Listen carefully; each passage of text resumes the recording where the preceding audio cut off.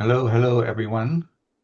I am Dave Peedy of PPN. I'm on the board of Publishing Professionals Network, and I welcome you to our sort of monthly PPN Noon Zoom, which we have been doing for quite a while now, where we try to um, bring people who are knowledgeable on a topic, or sometimes it's just sort of a workshop in terms of getting people to share their insights.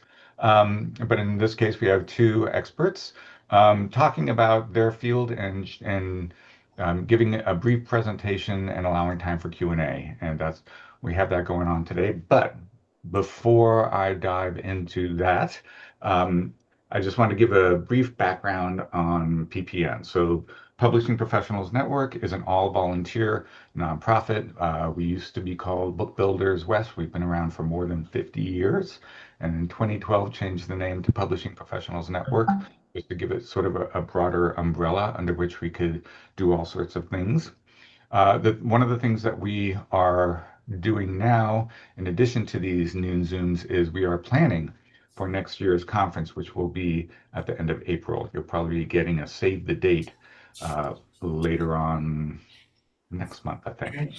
So um, I wanted to let you know also that we are having an in-person meeting for those of you who are in the Bay Area. Again, we'll be sending out a notice about it. It's going to be at Mad Oak in Oakland on this Thursday at 5:30. And I always like the in-person gatherings. I love what we can do via Zoom in terms of reaching a big audience, but it's always nice to connect in person as well. Um, so I'm going to give it just another minute or two before we start the discussion, but we do try to start promptly. I know that the guests presenters today have a lot of things that they want to cover today, but we are also going to have a Q&A session at the end, which we'll do mainly through the chat. And if you have questions, definitely save them for the end so that we don't have to sort of scroll back through the chat trying to unearth them. So if you are interested, please feel free to go ahead and put your name in the chat and where you are zooming in from and how you heard about it. We're always trying to do a better job of connecting with people. So feel free to do that. We'll also put the URL for Publishing Professionals Network in the chat. We usually wait a little bit just so that all the people can get here. And also our email if you have any questions and that kind of thing. I'll put a pitch together real quick. Sorry, that's on my alarm telling me I'm going over. But now I'm all flustered. Um, I think it's 12:03. We should just go ahead and get started. Again, my name is Dave Peedy. I'm going to step back where today's discussion is on Indexing 101.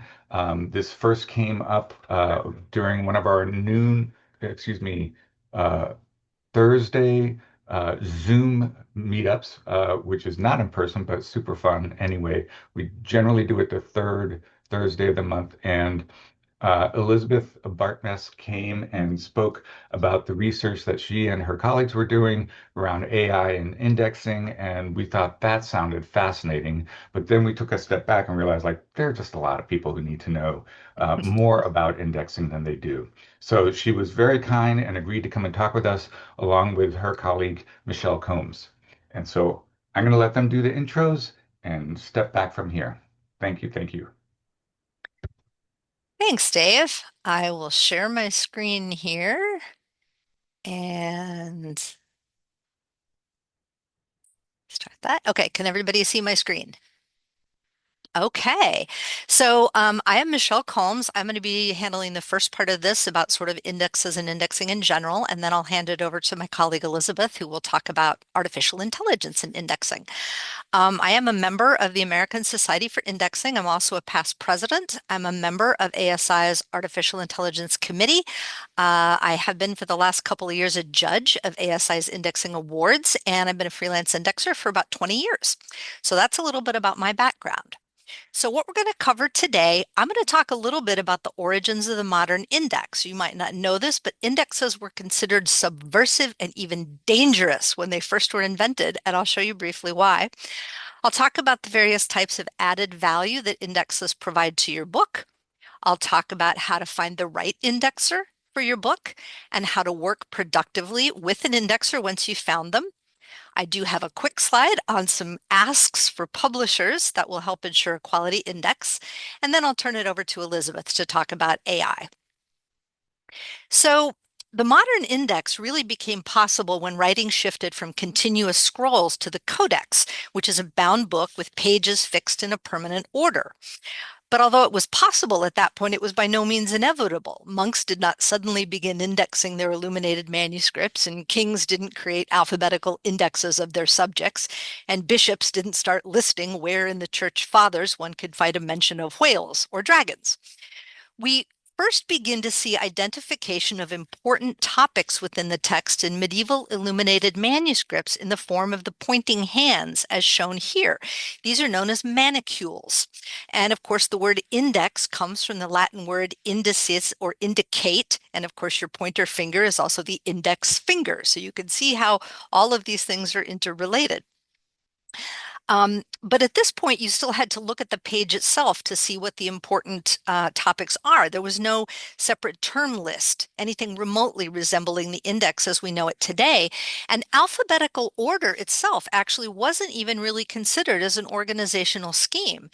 The early church referred to Christ as the Alpha and Omega, but as a method of arranging the world or arranging information, alphabetical order was only one of many ways, and it wasn't even the most popular or the most common, because at this time, religion really infused everything, and with it, there was the idea that there was a natural hierarchy to the world. There was God at the top, then the divinely ordained monarch, then the high-ranking nobles, then the lesser nobles, all the way down to the peasant in the field. And this natural order was much more important than the random order that was produced just by coincidence of letters. So alphabetical order, because it was random, it was considered meaningless, and ordering information hierarchically was a lot more natural given the worldview of the time. So even when we do begin to see early methods of organizing or locating information in a codex or a book, they often assumed prior knowledge of one of these natural orders on the part of the reader. And without that prior knowledge, specialized knowledge, they aren't very useful. For example, the Liber Feudalorum Major from 12th century Spain contains more than 900 documents that were necessary for administration of the Kingdom of Aragon. The documents are organized not alphabetically by name of person or area, they're organized hierarchically by fief or region of control. County, and then underneath the county, you have the viscounty, then you'd have a specific castle or estate. And then within that, they would be chronological. So if you didn't already know which noble was more important than which other noble, it'd be almost impossible to find the right documents that you needed. And I love this picture because this is the king looking, he's obviously been looking for a piece of paper. And here is the archivist who has found the exact right piece of paper because they know where to look for it. Now, slowly, we begin getting into slightly more modern view. This is an index to scripture. This is from the Molenbeek manuscript, which is at the Beinecke in Yale. So in this index, you can see in the blow up, the topics are organized alphabetically. So you can see we've got Draco Dixit, Draco Babylonus, Draco et Onager, Draconis, all of that. But the locators aren't page numbers.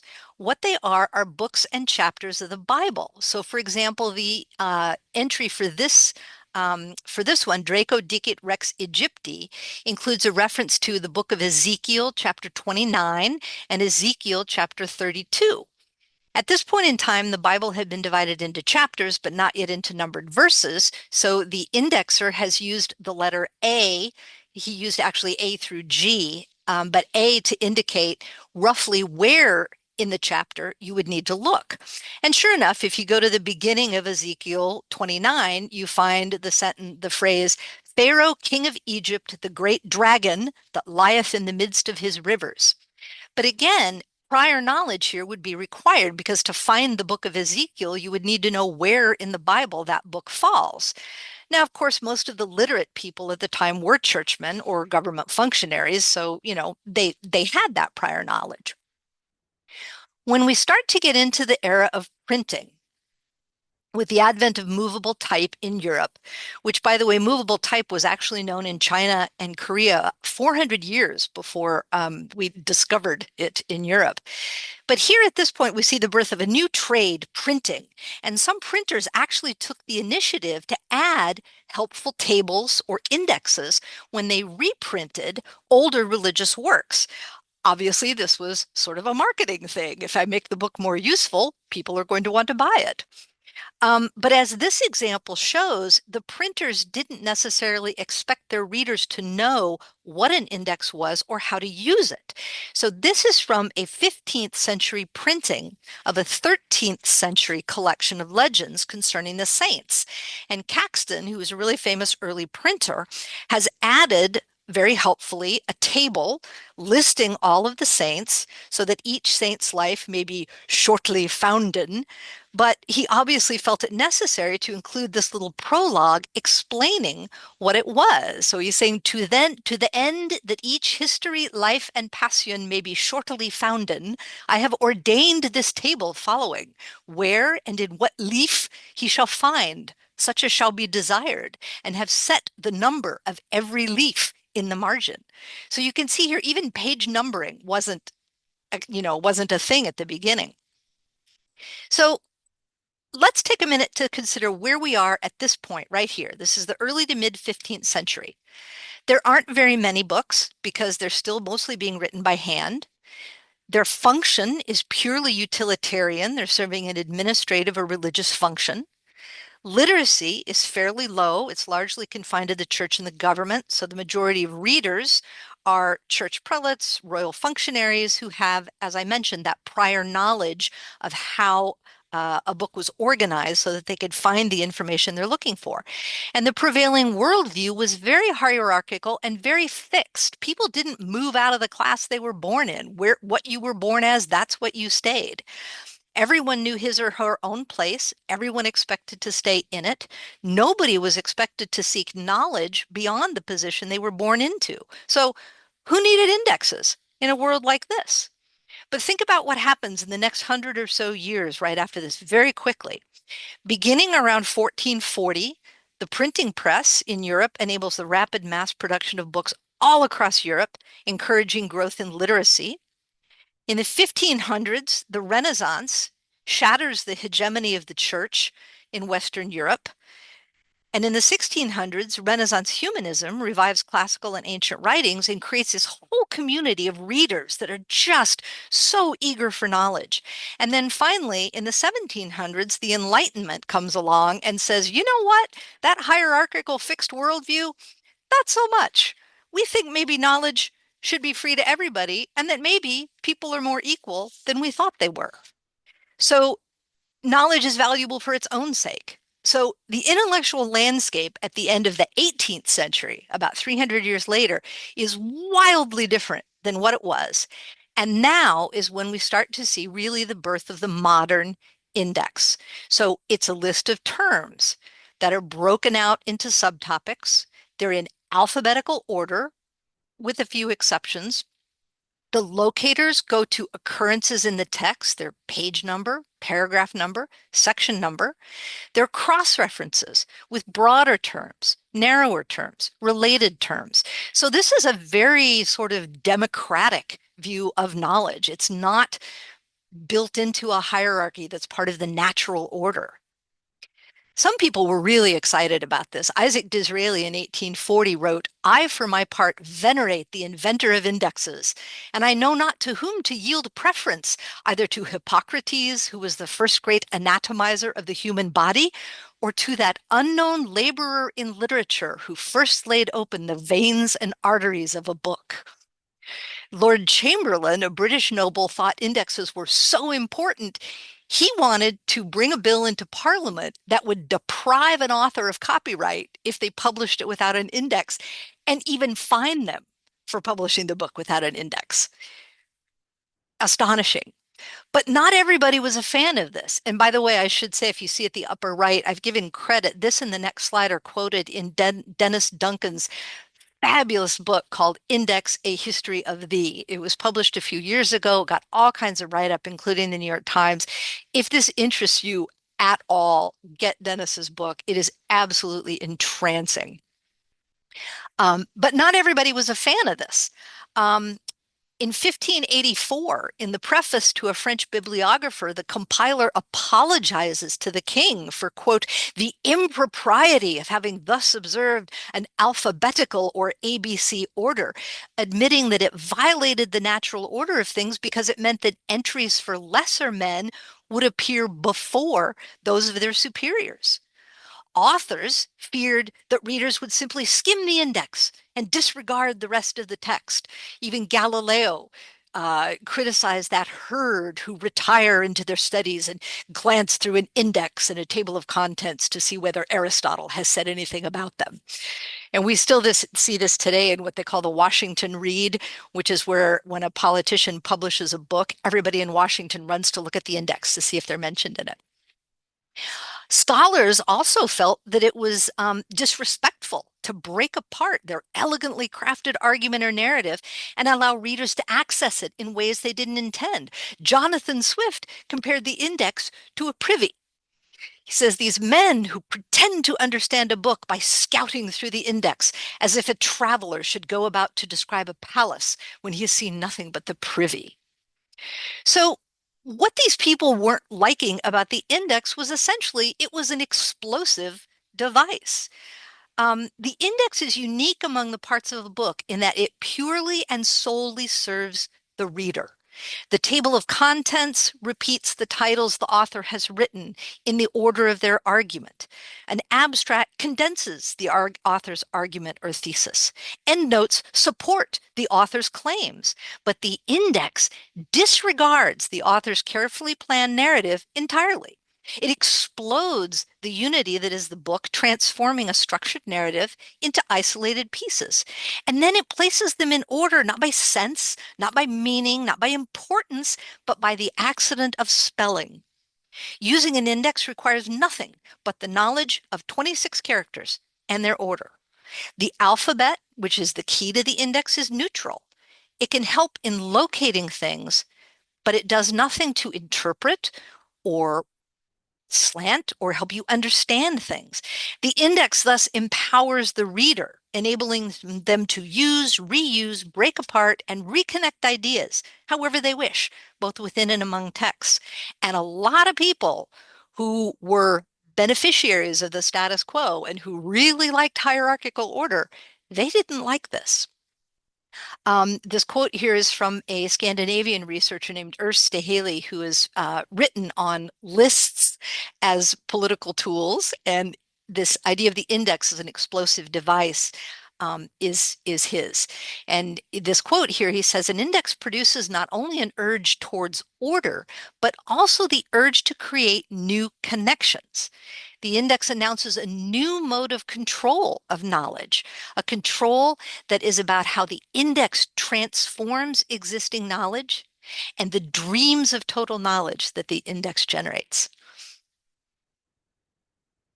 So, some people might think that subverting the status quo is reason enough to have an index in your book, but there are also some really practical reasons. Now, to be clear, we're talking only about nonfiction here. Fiction has a linear narrative. Events happen in an order. So exploding a fiction narrative to do an index to it is not really helpful. There are a couple. I think the first hardcover edition of The Lord of the Rings actually had an index, but it's extremely rare for that reason because fiction is linear. Um, but some of the added value that an index can bring includes author satisfaction. You know, the author feels my work is worth indexing. That's very gratifying to see something you spent all this time on and then to have this beautifully crafted index to go with it. There's an advertising component to it. Having an index in your book certainly enhances the professional and scholarly appearance of the work. There's a marketing value that an index can add because potential purchasers browsing through Barnes and Noble or wherever can pick up the book and flip to the back and see if topics they're interested in are covered in the book. As mentioned with the index as explosive device, an index allows readers very easily to return to a book again and again to remix and recombine, find different pieces of it, compare different arguments.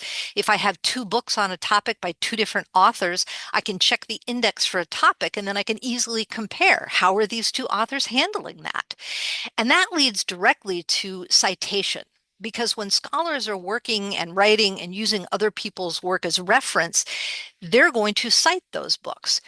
If I've got three books on a topic and I need a good, meaty quote on that topic, and I can flip to the index and easily find what I'm looking for, then that ends up in my paper. I cite that author, I cite that book.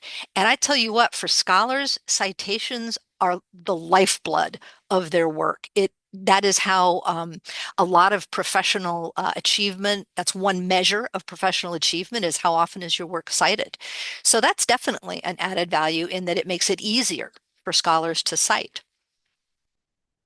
So how do I find an indexer? Now that I've decided my book needs an index, how do I find one?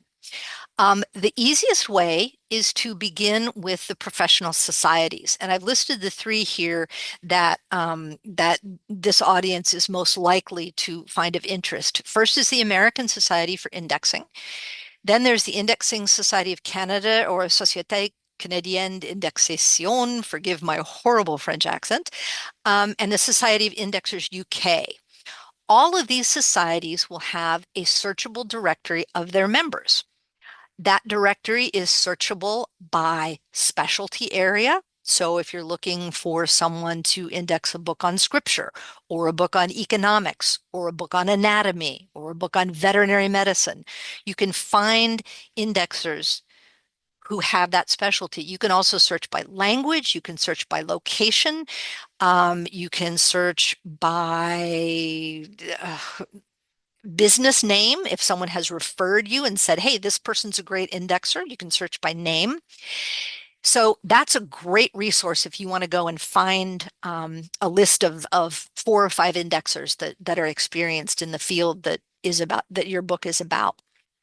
The other thing that these websites provide, most of them, is a place where you can post jobs. For the American Society for Indexing, ASI, that's called their job list. And you can post your job there. There's a form you would fill out. It asks for a bunch of different parameters, contact information, I think length of the book, subject area of the book, and so on and so forth. And then you post that, and interested indexers will then contact you and say, I saw your posting. This book looks like something that fits within my specialty. I can do this for you. When you decide you're going to look for an indexer, please allow lots of lead time and book their time ahead. This is really important because indexing happens at the end of the production process. And we all know what happens at the end of the process. Dates have already slipped, deadlines have shifted, and everything has to be done really quickly. So if you can book your time with an indexer well in advance, that is to your benefit as well as the indexers. I personally, right now, this is October. I have indexes on my book in February and March of next year already. Most indexers will be understanding if your dates shift somewhat, but plenty of lead time is really key. So that's how you find an indexer. How do you find the right indexer? Well, once you have some candidates, either because you've reached out to them or you posted your job and they contacted you, ideally, if you can provide them with a copy of the full manuscript as it stands, they'll know that it's not final. But if you can provide them the full manuscript, that's ideal. If you can't, they will most likely ask you for the table of contents, the introduction, and a chapter from the middle, because those things together will give the indexer a good sense of the structure of the book, the density, in other words, how dense are the ideas in this book, how you've tackled your topic, and all of those are things that will help the indexer judge how much time it will take and how much it will cost. You can ask your potential indexer questions. Ask them, what experience do you have in the subject area? How many books have you indexed on this field? You can ask them. I had an author ask me this question just last week. He said, how would you approach indexing my book? And I was like, well, looking at your book, I'm thinking the audience will primarily be A, B, and C. And so when I index it, I'll be looking specifically to make sure those three groups can find what they're looking for. So it's a good question to ask. You can ask the indexer what, if any, particular challenges they see with your manuscript. You're going to know your manuscript really, really well at this point. And so everything's going to seem crystal clear to you and all of that. But an indexer is going to be coming at it with fresh eyes, and they're going to be thinking about the reader. And so asking them what challenges they see gives you both an opportunity to kind of have a conversation about the book. And of course, you're going to want to ask the indexer what kind of turnaround time are they going to need. Indexing is time intensive. You're not going to get somebody who's going to do an index overnight, or if you do, it won't be a good index. So ask them what sort of turnaround time they're projecting to need. And finally, of course, you're going to ask them what you're going to quote to do this job. It's a fact of life that 9 times out of 10, the author is the one who has to pay for the index. So you're going to want to ask them, what would you quote to do this job? Indexers can give you quotes in various ways. They may give you a per page quote. They may give you per word. They may give you per character. But all of those can easily sort of be converted one to the other. So if the indexer gives you a per character quote and you're like, I don't really know how to think about that, can you translate that into like a per page quote? They can. And by all means, get multiple quotes from multiple indexers. Indexers expect this. We fully expect that you will be shopping around. We know cost matters to people, again, because it's usually the author. So it's totally fine to get multiple quotes. Um, Once you've chosen an indexer, it's nice if you stay with them and don't decide halfway through that you want someone else. But multiple quotes is absolutely fine, and indexers will expect that. Now, one of the things we sometimes hear is that authors will have the idea that they can index their own book. You can, certainly, but it's not usually a good idea. And here are some reasons why. For one thing, indexing is a completely different skill set from writing or editing or proofreading or anything else. Professional indexers will have training in the craft of indexing. So in other words, they'll know what are the best practices. They'll know, how what's the best structure to make it more readable for the end user. They'll know, they'll understand the principles behind breaking down a topic into smaller topics. Indexers also have experience in the art because indexing is not just a craft, it's also an art. And in terms of the art, an experienced indexer who's done a lot of these will have a good sense of when is an entry too long and it really should be broken up. When are topics related and the reader may want to cross-reference between the two. There's a whole host of things that are more subjective. The craft is fairly objective. We've got some pretty good guidelines for, page ranges and that sort of thing. But the art, that's something you just get through training and through a little bit of natural ability, a little bit of talent. A trained indexer is also going to bring a certain level of objectivity to the job, which is really important. You, as the author, or maybe as the publisher, you're going to know this text inside and out, but that means you're coming to it with all of the research in your head that you did, all of that background knowledge, all of the different versions and edits, all of that is in your head, kind of sloshing around. But a reader is not going to have any of that. So a trained indexer is going to be objective and they're going to understand what readers are going to need and want from an index in order to help them access your text in the way that they will need to. Trained indexers also have specialized tools. There are some awesome specialized tools out there. We do not use index cards anymore. There are tools that make creating an index much faster, much more accurate, much more reliable. There's a lot of error checking that's built in, and a trained indexer will have that already installed. They will know how to run it. They will know how to use it.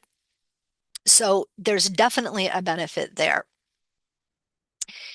Indexing is time consuming, as I mentioned earlier. If you're an author and you're getting right to the end there of the production process, you probably have a lot of other things going on anyway. But do you have the time to sit down and devote to doing something you've maybe never done before? Um, Probably not. So a trained indexer is going to be faster. And they'll be able to do it while you're doing other things so that you don't have to think about it. And most importantly, I think, is that indexes can get really complicated really quickly. When you're indexing, you actually read the book. We sit down and we read the book. We begin at the beginning, we read through the book. As we do that, we're building kind of a mental model of the text and how the reader might need to approach it. And if that's not something you're used to doing, it is really, really easy to get like lost in the weeds and just be indexing every occurrence of everything. It's really easy for that to happen. So a trained indexer, an experienced indexer is going to be able to do that really well for you. Once you've found your indexer, there are a couple of things you can do to make sure that you get the most out of working with them. The most important is clear and prompt and professional communication. I mean, we all know that. That holds true in every aspect of our lives. But that's you should expect this from your indexer, and your indexer will need this from you. So, if your indexer is working, please try not to go radio silent on them. If they have a question, please try to get back to them. Likewise, if you're not hearing back from the indexer, that's a problem. You should be hearing back from them, and they should be clear about what they need. The second thing that's really important to agree on between you and your indexer is what are the parameters of the job? What's the deadline? What are the deliverables you're going to want from them? Lay that out as clearly as possible so that there are no surprises and so that the indexer can give you their absolute best work.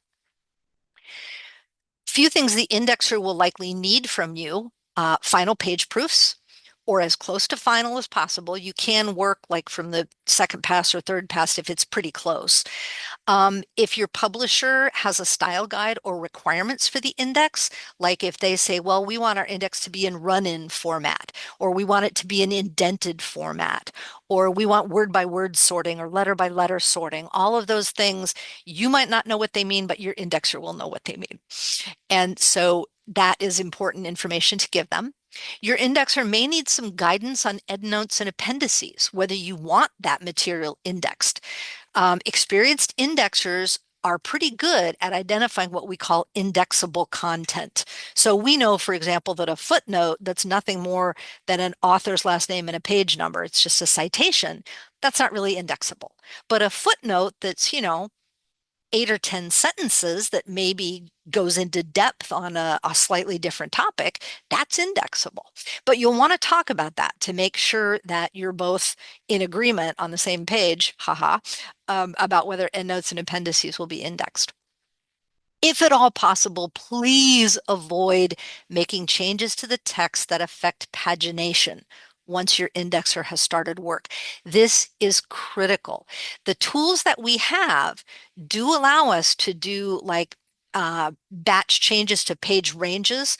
For example, in the tool that I use, I can specify, okay, pages 56 through 110, I need to add 3 to all those locators, and boom, it will do it. But it's not ideal to have to do that. So please try not to make changes that affect the pagination, like rearranging entire chapters, that sort of thing. And keep in mind that the index should reflect your text. It should be using your terminology, your arguments. If you spend more time on this topic, then there should be more of that in the index. But it will be from the reader's perspective. If you look at the index that you've received, and we'll talk in a minute about what to look at, and you aren't clear on how or why the indexer made certain choices, ask. We are always happy to talk about what we do because we like it. So if something doesn't make sense to you, just ask. That's totally fine to do. This is one of the areas where we find that AI falls short, and Elizabeth will talk a little bit about that in a minute. I want to say briefly something about embedded indexing in ebooks. This is a complicated landscape. It is constantly changing because the e-readers are changing, the formats are changing, everything. So I could do I could do a 4-hour session just on embedded indexing. The important things to know are that it's going to cost more because it takes more time. It requires additional specialized knowledge and additional specialized tools. So if you are planning as an outcome of your publishing process to have an ebook of some sort, clear and early communication with your indexer is really going to be crucial. They will need to know, what are these output formats? I'm going to have a print copy, I'm going to have a hardcover, I'm going to have a paperback, and I'm going to have a PDF. Or I'm going to have a paperback and I'm going to have a Kindle version. Whatever. They need to know that ahead of time. They'll need to know whether you want what's called a live or a static index. A live index is where you can click on the page number in the index and it actually takes you to that place in the book. If you want that, certainly that can be done, but it's very, very important to know that up front. A static index would just be the page numbers, and then you'd manually have to go to the page. Your indexer is going to really need to know, what are the file formats? Is it XML? Is it XHTML? Is it FrameMaker? Is it InDesign? Those all can change what tools the indexer has at their disposal. And the indexer may need some additional technical information. So be prepared to connect them with the right person at your organization who can maybe answer some of these really super technical questions. If you are doing embedded indexing or ebooks, or you're thinking about it, or you want to know more, I recommend that you visit the Digital Publications Indexing, or DPI, Special Interest Group. This is a subset of the American Society for Indexing, and this is all indexers who love embedded indexing and do lots of it. And their website is just a wealth of information about how it works and what can be done. When you get your index, here are some things that you may want to look at when you go to review it. You want to see whether the major topics in your book have correspondingly more space in the index, but also important minor topics need to be captured. I recently was looking at a book on Homeland Security, and they had, big topics in the index, but they had also captured things like bollards, which are the concrete pillars that you now see being installed outside some buildings to prevent cars from driving through. So bollards is a minor topic, but you could see where somebody might want to look that up. You'll want to look and see whether the larger topics are broken out into subtopics and whether they're clear and logical and concise. Did the indexer miss any terms or concepts that you consider significant? It's possible. Professional trained indexers are good, but we're also human. And we may have, so you can bring that up to them. You can say, hey, I don't see X in the index. Could you talk to me about why? You can look at the cross references, the C and C also. Those should reflect sort of the flow of your argument, but also sometimes an indexer will add a term that isn't in the book, but it's the term most people know, and they'll say C such and such. So that allows readers who maybe aren't really familiar with a niche topic to easily still find what they're looking for. We capture them with the term they might know, and we say, okay, here's where it is in the index. Here's the term the author used. And of course, did the indexer include content from the endnotes or the appendices as applicable? If you're a publisher, here are a few things you can do to help ensure a quality index. Talk with your author early on about providing an index, especially if they're going to have to pay for it. So make sure they are aware that the indexer is going to need lead time. Share some of these tips with them. Feel free.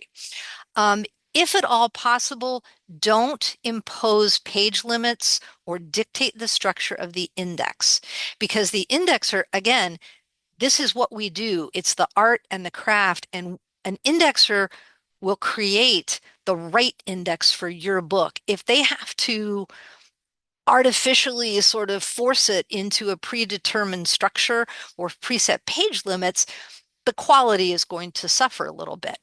If you have to impose page limits, because sometimes you do, we get it. Let the author and the indexer know upfront what the page limit is. If possible, be open to some layout changes that would allow for a longer or more detailed index. Maybe you can squish up the line spacing or something. I looked at an index the other day, the line spacing was huge. It was like almost double spaced. Or font size. Maybe the font size can be dropped down a little bit, particularly if it's going to be for an ebook. People can always zoom in, so you can go with a smaller font size. If you need to edit or trim the index, please don't do it yourself. Please go back to the indexer, explain to them what you need, how many pages, how many lines need to be cut, and let them do it. Because if they have C or C also references in there, if we have, C penguins and we take out the word penguins, suddenly that C reference is invalid and it doesn't work. So if possible, please let the indexer do it. If you have the time, it's incredibly helpful if you can provide final page proofs to the indexer for them to review the index, because layout and punctuation really matter in making an index legible and consistent and comprehensible to the end user. Um, be careful with the index layout. We all know when you're going from an RTF document to FrameMaker or to InDesign or some layout program, weird stuff happens. Margins get changed, lines wrap weird. So please take care with the index layout to ensure that the layout has transferred correctly. If possible, include the word continued when you have a long entry that wraps to the next column. That's super helpful for readers to be able to do that. And finally, after looking at all that, you may think, a computer would be great at this. But at this point, I'm going to turn it over to Elizabeth to talk about why AI is not yet up to that job. All right, thank you, Michelle. And I think you need, let's see, I can replace your screen sharing, so I will do that. All right. So I'm Elizabeth. I'm the chair of the American Society for Indexing's AI committee, and Michelle is also on the committee. I began indexing in 2023. I do back of book and embedded indexes for a wide range of topics, and I also have a tech background. I develop software utilities for indexers, and that tech background led me into doing AI and indexing work. So let me tell you a little bit about the committee. We were formed this summer to investigate the potential impacts of AI on indexing. Since then, we have published a white paper on AI and indexing. I'll be using some data from that in this talk, and also a statement on AI with recommendations for indexers, authors, and publishers. And also note, anywhere you see something in the slides that looks linked, I have a separate text-based set of links that I will drop into chat as soon as I'm done with the presentation. We also do reviews of AI-based indexing software, and we do outreach and collaboration surrounding AI and indexing. So Michelle talked a lot about book indexes, and I will talk much more briefly about them. And then after that, I'm going to describe the experiments we did with asking generative AI chatbots to generate indexes. And at the end of the presentation, I will give some recommendations for authors, editors, and publishers. All right, so readers expect indexes to accurately reflect the book's contents, and authors expect indexes to respect their terminology and arguments. So the index is, as Michelle was saying, an exploded version of the book, but it's also supposed to be faithful to the book. It is supposed to provide you with a map that accurately reflects the territory of the author's arguments. Indexes fail to meet these expectations when they omit relevant substantively discussed terms or concepts, and that denies readers access to the full content of the book, or when they misrepresent the author's intent, which violates authorial integrity, or when they contain inaccurate or incomplete page references, which breaks the reader's trust. Indexes like that are not adequate indexes. They're not good enough for the job.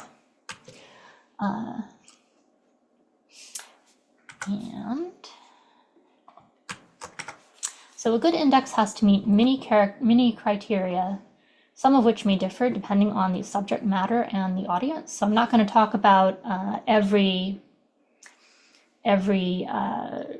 criteria that an index must meet, but I am going to talk about three big ones that are all minimum criteria.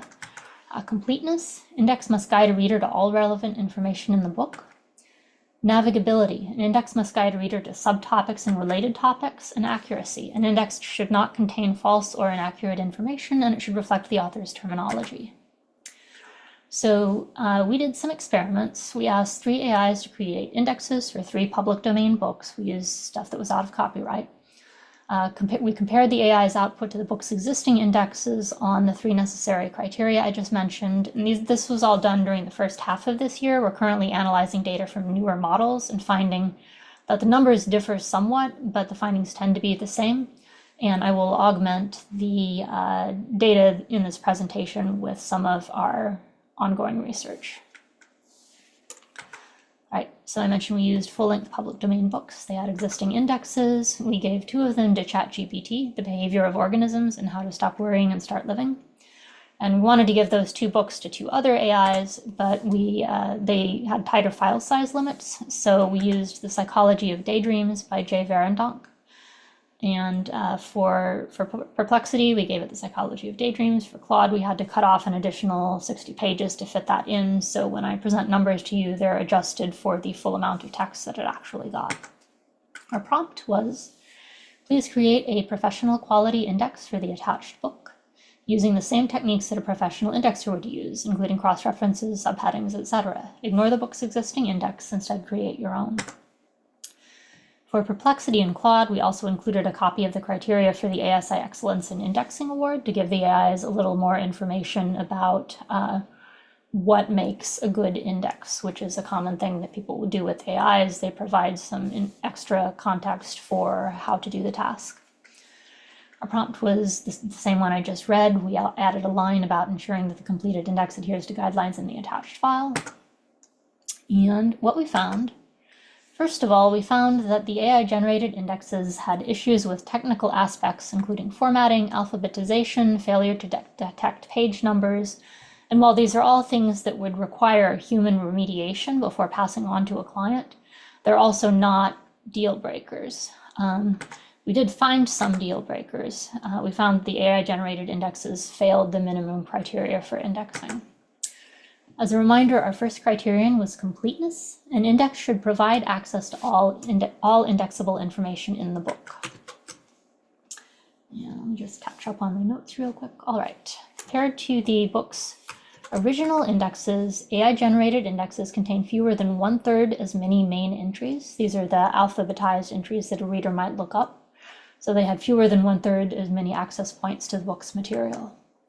They omitted at least 1/3 and more typically nearly all of the indexable names, and they entirely failed to index titles of works.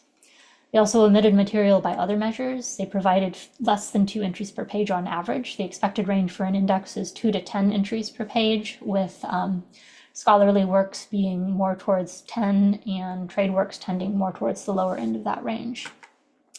ChatGPT also failed to index over 90% of the pages of one book and 21% of another book.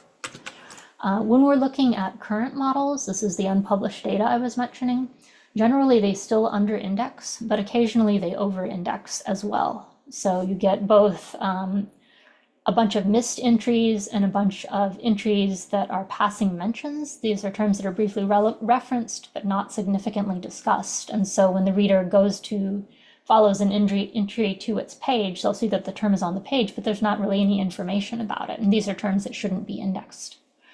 And we suspect the issue underlying under-indexing and over-indexing is the same, that AIs just don't have the judgment they need to correctly pick out what is indexable and what isn't. Right, navigability. Indexes should guide readers to subtopics and related topics with cross-references, see and see also. For example, if the topic of your book is cats, if a reader looks up cats in the index, they should be able to find their way to every page in the book through either a subheading or a cross-reference to another topic in the index. We found that AIs failed to use cross-references effectively to point readers to subtopics and related topics, and in general, their cross-reference use was almost always incorrect and idiosyncratic. And with current models, we're finding that they use cross-references more, but they don't use them any better. They still don't point readers to subtopics and related topics effectively. Accuracy. Indexes should be accurate. They should contain no false or invented information. Page references should be correct. Terminology should reflect the author's use. We used something called the copy editor's rule of thumb to check AI-generated indexes. This is a standard indexing accuracy check where you check 10% of the page references. If you only find 1 or 2 errors, you check another 10%. And if in all that checking you find more than 2 errors, then you need to consider the entire index as potentially wrong. You need to check everything in it. We found that all of the AI-generated indexes failed the copy editor's rule of thumb. There were significant numbers of pages that didn't even wind up in the index. And we also discovered during the course of doing the copy editor's rule of thumb that a majority of entries in all indexes had one or more additional problems. They used imposed terminology instead of the author's terminology. They indexed passing mentions. They included excessively long page ranges. So a typical maximum page range in an index is 8 pages. AI indexes had ranges of up to 99 pages, which is like, if you look up a topic and the index says, well, check the first third of the book, that's not really a helpful index. And they also sometimes mischaracterize the nature of a discussion. So they might be correct about what keywords were on a page, but they were incorrect about how it was being talked about. And overall, only 13 to 26% of the total entries that we checked were adequate. For our ongoing new data, we have not yet completed this analysis, but once our analyses are complete, we're going to publish them on the ASI website. All right, summary. AI-generated indexes are incomplete, lack navigability, and are inaccurate. They fail the necessary minimum criteria to be an adequate index. They involve a bunch of lesser technical issues which would require a lot of human work before they could be passed to a client. Ultimately, they mislead readers and fail to serve their needs. And they mischaracterize and represent the author's work. The fine-grained professional judgment of a trained and skillful indexer is still necessary to produce an adequate index, let alone an excellent one. All right, recommendations. For authors and editors, we recommend that you not use AI-generated indexes. ASI has an advice page for editors and authors for guidance on hiring a professional indexer that I will add to the chat shortly. For publishers, we recommend that if you work with authors who provide their own indexes, make them aware of the shortcomings of AI-generated indexes, because it's probably not going to be obvious to them unless they check very carefully and closely that the index doesn't accurately represent their book. If you are considering adopting an AI product for indexing, be aware that issues with AI-generated indexes are not evident on a surface read. A lot of the issues that we uncovered while doing these analyses were not initially evident even to us. It took actually looking at the index and checking its relationship to the book very carefully and very slowly to see where some of the problems were. You can also check ASI's AI News category to see if we have published a review on the product. And you can also request that we review a product, or you can hire an indexer to evaluate some of the product's output. If you choose to use AI for indexing despite its flaws, and again, we really encourage you not to do that, tell your authors ahead of time, including the specific AI engine and what it may or may not do with the files being uploaded, and offer your authors the option to provide a professionally created index instead, and make sure to give them enough time that they can line one up. And that is all. I'm going to stop sharing and put those links in chat, and we will take questions. Oh my goodness. First of all, this is an amazing presentation. Both parts of it were just fabulous.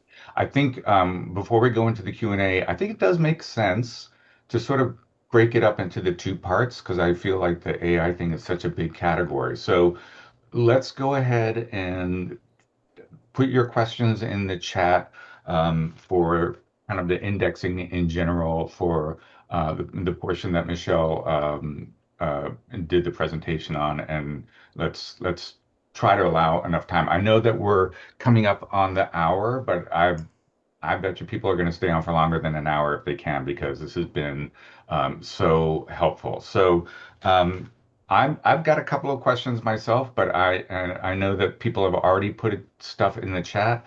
That chat won't appear in the video, so I think, Michelle, it does make sense for you to go ahead and discuss those that you answered in the chat. So Sure. let me just ask a couple of quick questions first.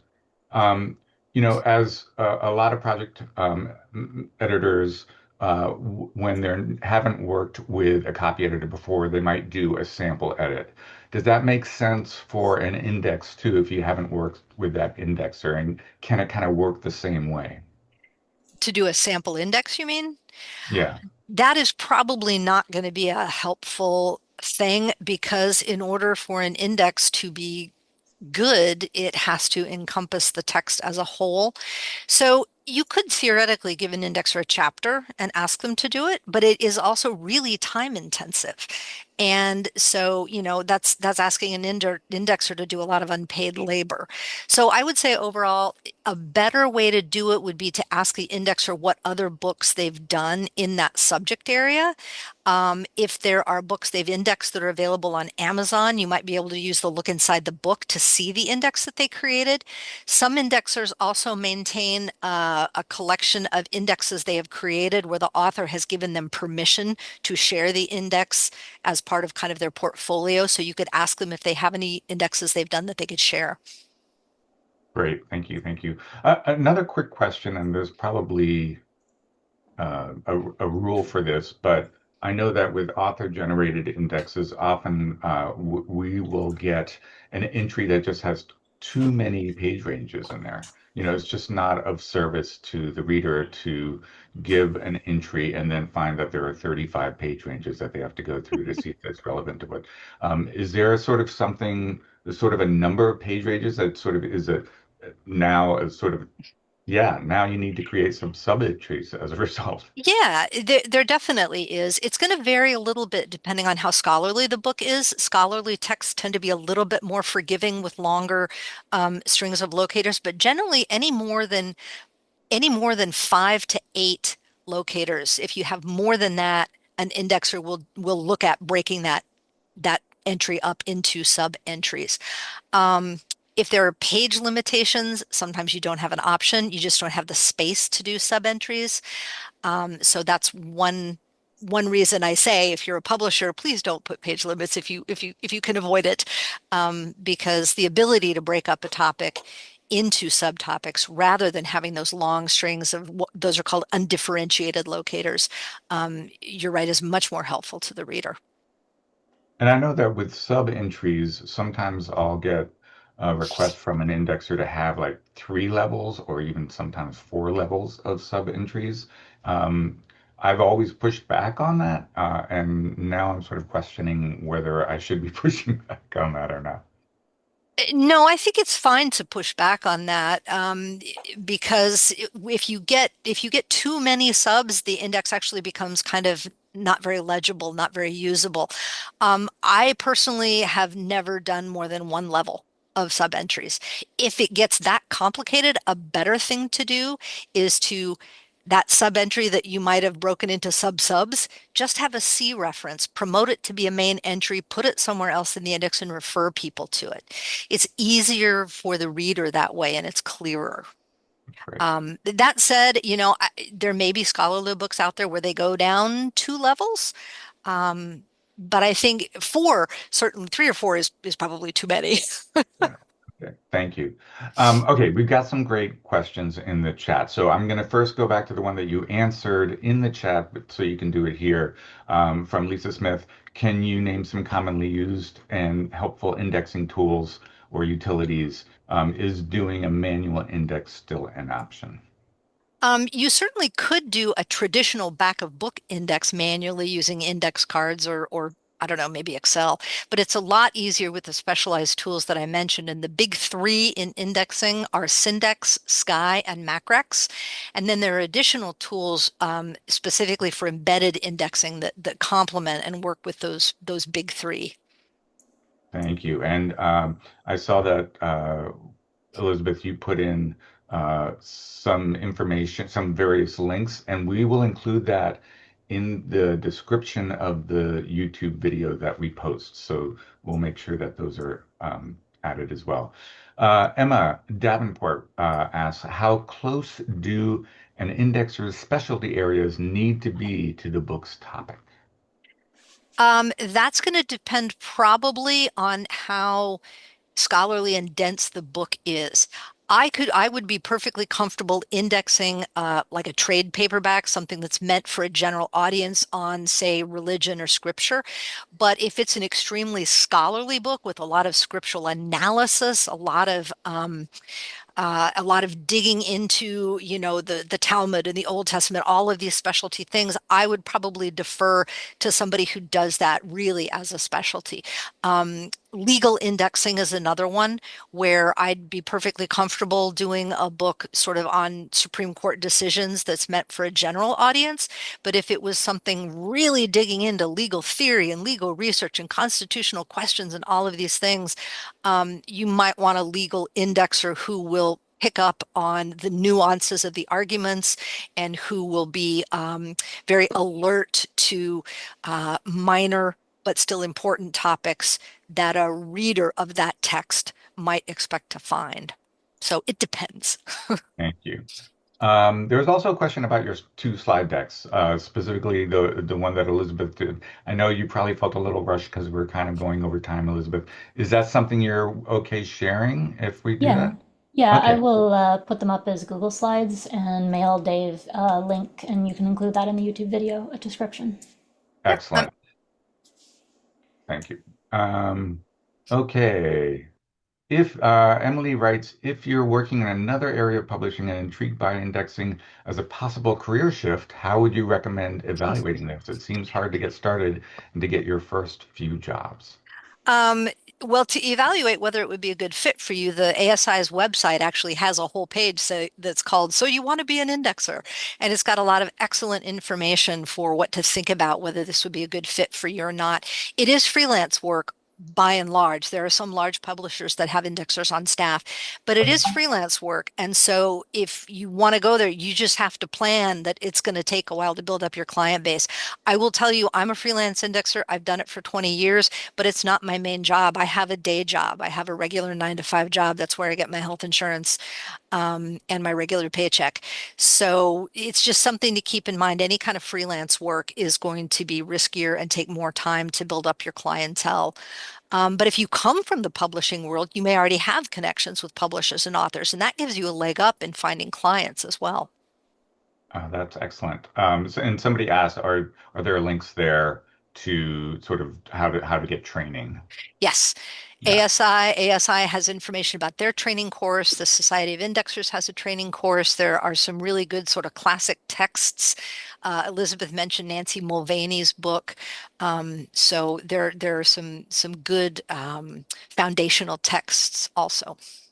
And then the question that I know everybody wants to know who hires indexers is, can you give some price ranges for charging for an index job by the word? And obviously it varies, but it's good to know what It maybe there's some document out there that says this is it is this. just it's going to vary so much because so much of it depends on the text itself. You could have a short book that is going to take you hours and hours to index because there's just so much information in it, and you know that the readers are going to want to be able to access so many small aspects of it. On the other hand, you could have a book that's 300 pages that you could get through really quickly because it's sort of a high level discussion and there's a lot of anecdotal stuff that isn't really indexable, or maybe a big chunk of it is appendixes. So it's really hard to say. I will say per page, I do my quotes per page. I'm just more comfortable with that. I have quoted jobs everything from $2 a page to $5 a page. I know that's a huge range, but it's going to depend so much on everything. It's also going to depend on, like, as I mentioned, embedded indexing is going to cost you more because it's just more work and more specialized knowledge that you need.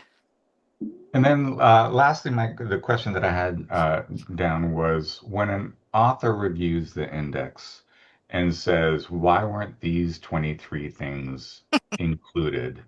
And, I always say, look, you need to understand that it's a disservice to the reader if there are things in there that you're asking them to go look at that actually aren't discussed substantively. Their notion of what is their entire book is substantive as far as they're concerned. Do you have any advice for basically some kind of information that we can give to the authors ahead of time to say, like, you know, it, it's an art, but here are the guidelines generally that the indexer is using to determine whether something is substantive. Boy, that's part of where the art comes in, is knowing what's a substantive and what's just what we call a passing mention. I don't know that there are really fixed firm guidelines for that because again, a lot of it's going to depend on the text. Um, so I think what you're saying to authors is probably the right thing is to say, this is trained professional indexers. This is based on all of the books they've indexed. They're good at having a sense for what's indexable and what's not. That said, if there's room in the index, I don't have page limits, and the author really wants them, I'll add them. It's not the end of the world if a passing mention or two gets in there if the author thinks that somebody might look up that particular word. So, I don't see any other questions. I'm sure there are. I have more that I could ask about general indexing questions, but I have to say the resources that you've provided and that we'll include in the description for the video are probably great resources that probably will answer all of them. So let's go ahead since we're already a little bit past. And if anybody has any questions around the AI portion of this, I have to say, Elizabeth, it was really an eye opener and a little terrifying.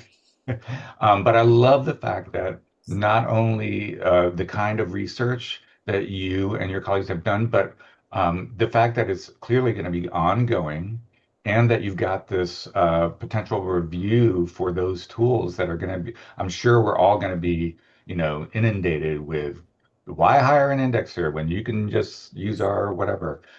That is super helpful. And I don't know if you want to talk any more about that, but I don't have any questions because the whole AI and indexing concept is so new to me.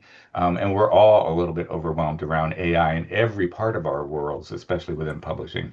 But I don't know if you have anything more that you want to talk about your process or anything. Yeah, so I'll add a couple of brief things. One is that we are creating an AI kind of a hub web page for the ASI site, and we don't have that up yet, so I don't have a link to it yet. But at some point, probably this week, there will be a place where you can go and see whatever is new with respect to AI and indexing. The other is I think a lot of people are sort of think about AI kind of like they think about traditional computing, which is that it's programmatic, it goes through and it does everything very carefully and exactly. And generative AI is not like that at all. Generative AI is going, what does a statistically average index look like, and how can I make one for this book that kind of looks like that? And that's not a way that you get accuracy. And I think it's sort of there's a kind of mental shift that we're sort of all going through collectively between understanding how computers work and understanding how generative AI specifically works. And I think that there are a lot of spaces where the reality hasn't caught up to the way that we think yet, or the way that we think hasn't caught up to reality yet. And I'm hoping that as we do more research and as other people in lots of other fields do more research, that we will all feel more oriented to what's going on and possibly also a little more secure about at least some aspects of our jobs. Yeah. And I would expect that, like in so many other areas, that AI tools may be helpful for indexers rather than replacing an indexer. And an indexer might be able to, figure out ways that a lot of the rote stuff could be helped with AI down the road. I don't know if you feel that way or not, but obviously all of us who are experts in our craft and in our trade are kind of freaking out about AI. But at the same time, we know it's coming and we just need to know how we're going to stay on top of the tools. So I'm assuming on some level, indexers are going through the same thing. Am I correct? Yeah, I mean, I think we haven't found good applications for generative AI yet, just because, even on task like go through and pick out all the names, it's not very good. It's possible that some older forms of AI, which are not what we mean when we say AI now, but stuff like machine learning could potentially be helpful, but that is also much harder and more complex to train, and indexing is a very small market. So we will see. We are keeping our eyes open for, is there a way that this would actually help us do our jobs, but we haven't found one yet. Well, I I don't think I see any other questions around AI in the chat, and my guess is for the same reason that I don't have many questions because it's all very new and overwhelming. But thank you, both of you, Elizabeth and Michelle. You have been so good at giving a presentation around this stuff that is so important and that we are all learning more about and can learn more about. So thank you. I really appreciate it. And it kind of gets to the core of what PPN tries to do in these noon Zooms. So thank you so much. Thank you for the invitation. Yeah, thank you. And I will let everyone who signed up for these Zooms, as well as the general PPN list, know when we get the video up and the link to it. And again, we'll try to have as much information, including links to the slide decks on there as well. So thank you. Take care, everybody. Thanks.